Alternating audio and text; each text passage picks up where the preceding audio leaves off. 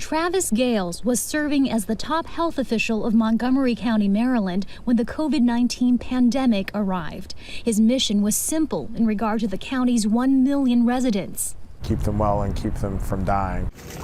As hospitals across the U.S. filled with patients suffering from COVID-19, Gales recommended businesses and schools close and for everyone to wear masks. The policies were restrictive, but worked to keep cases low. And the community in this liberal suburb of Washington, D.C. was supportive, Gales says. But then came signs of impatience. Well, things became more political.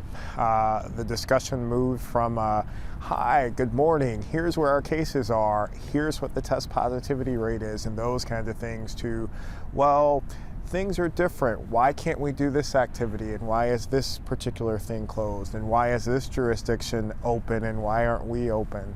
Gales says he also received threats.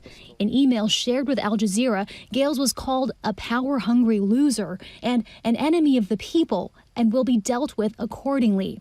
When I would leave the office, I would try to park in different places and I would take different routes home because, quite frankly, I was concerned about someone following me. Public health officials all over the country have reported similar experiences or worse.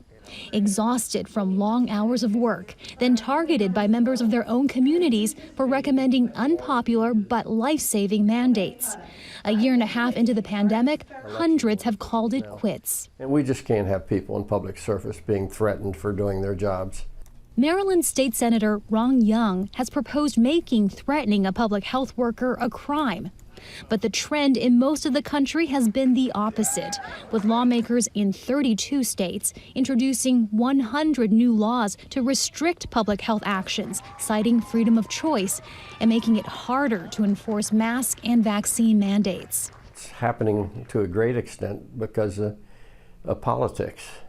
I mean, if we can't trust and believe the people that are experts in the field, we're in bad shape. It's feared the backlash against pandemic restrictions has left the U.S. less prepared for the next pandemic.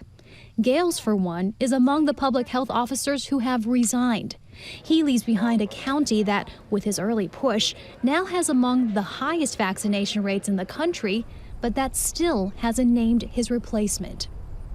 Heidi Zhou-Castro, Al Jazeera, Silver Spring, Maryland.